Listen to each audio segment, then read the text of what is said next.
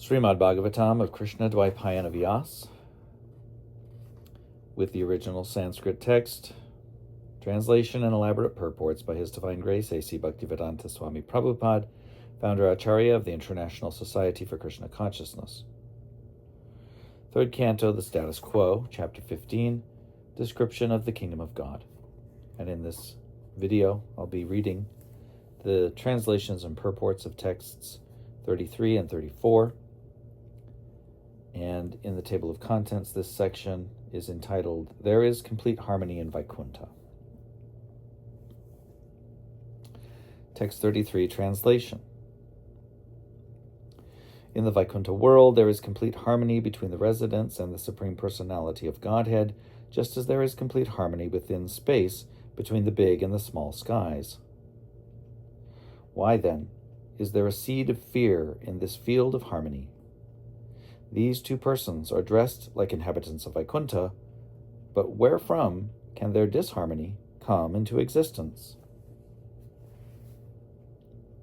Purport. Just as there are different departments in each state in this material world, the civil department and the criminal department, so in God's creation there are two departments of existence. As in the material world, we find that the criminal department is far, far smaller than the civil department.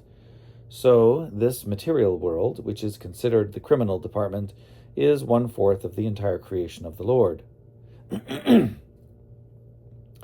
All living entities who are residents of the material universes are considered to be more or less criminals, because they do not wish to abide by the order of the Lord, or they are against the harmonious activities of God's will. The principle of creation is that the Supreme Lord, the Personality of Godhead, is by nature joyful, and he becomes many in order to enhance his transcendental joy. The living entities, like ourselves, being part and parcel of the Supreme Lord, are meant to satisfy the senses of the Lord. Thus, whenever there is a discrepancy in that harmony, immediately the living entity is entrapped by Maya, or illusion. The external energy of the Lord is called the material world, and the kingdom of the internal energy of the Lord is called Vaikuntha, or the kingdom of God. In the Vaikuntha world, there is no disharmony between the Lord and the residents. Therefore, God's creation in the Vaikuntha world is perfect. There is no cause of fear.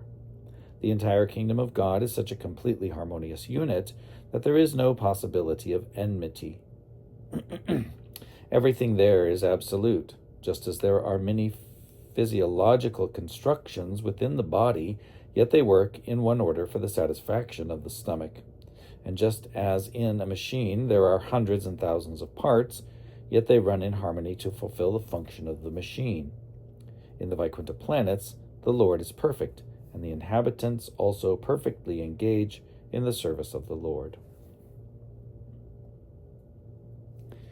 The Mayavadi philosophers, the impersonalists, interpret this verse of Śrīmad Bhāgavatam to mean that the small sky and the big sky are one, but this idea cannot stand.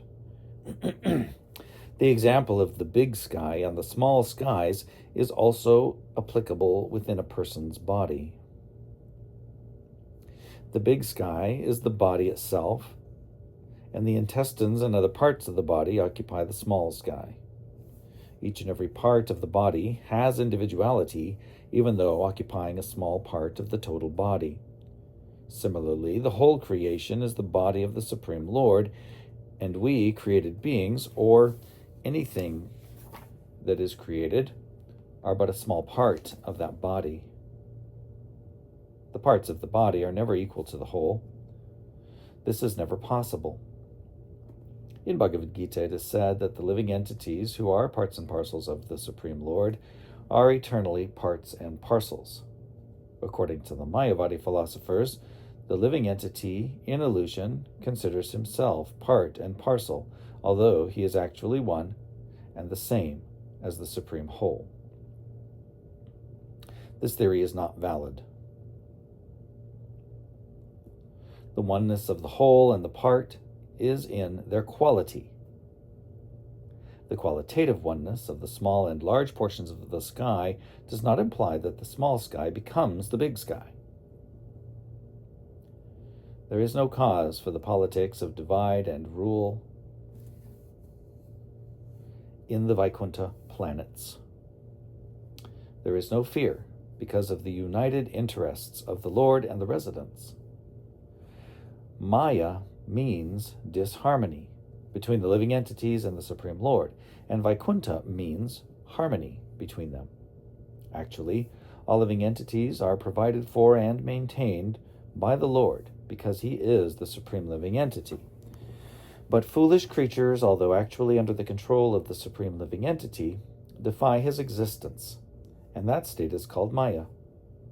Sometimes they deny that there is such a being as God. They say, everything is void. And sometimes they deny him in a different way. There may be a God, but he has no form. Both these conceptions arise from the rebellious condition of the living entity. As long as this rebellious condition prevails, the material world will continue in disharmony. Harmony or disharmony is realized because of the law and order of a particular place. Religion is the law and order of the Supreme Lord. In the Śrīmad Bhāgavatam, we find that religion means devotional service or Krishna consciousness. Krishna says, quote, "Give up all other religious principles and simply become a soul surrendered unto me," unquote. This is religion. When one is fully conscious that Krishna is the supreme enjoyer and supreme Lord, and one acts accordingly, that is real religion. Anything which goes against this principle is not religion. Krishna therefore says, quote, "Just give up all other religious principles," unquote.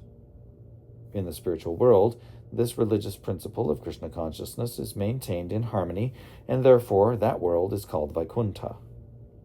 If the same principles can be adopted here, wholly or partially, then it is also Vaikuntha. So it is with any society, such as the International Society for Krishna Consciousness. If the members of the International Society for Krishna Consciousness, putting faith in Krishna as the center, live in harmony according to the order and principles of Bhagavad Gita, then they are living in Vaikuntha, not in this material world. Text 34, translation.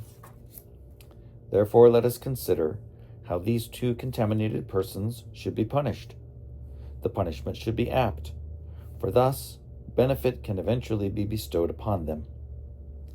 Since they find duality in the existence of Vaikuntha life, they are contaminated and should be removed from this place to the material world, where the living entities have three kinds of enemies. Purport.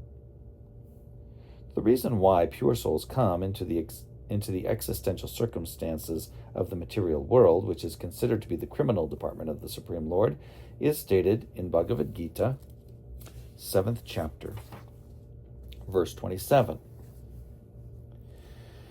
It is stated that as long as the living entity is pure, he is in complete harmony with the desires of the Supreme Lord.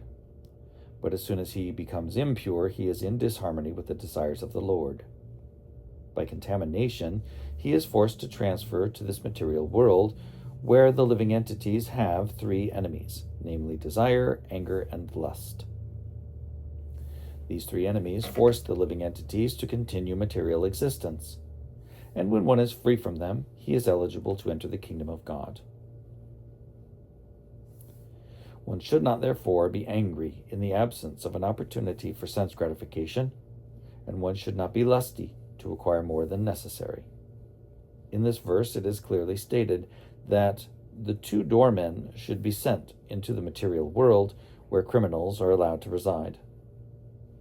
Since the basic principles of criminality are sense gratification, anger, and unnecessary lust, persons conducted by these three enemies of the living entity are never promoted to Vaikuntha Loka. People should learn Bhagavad Gita and accept the Supreme Personality of Godhead Krishna as the Lord of everything.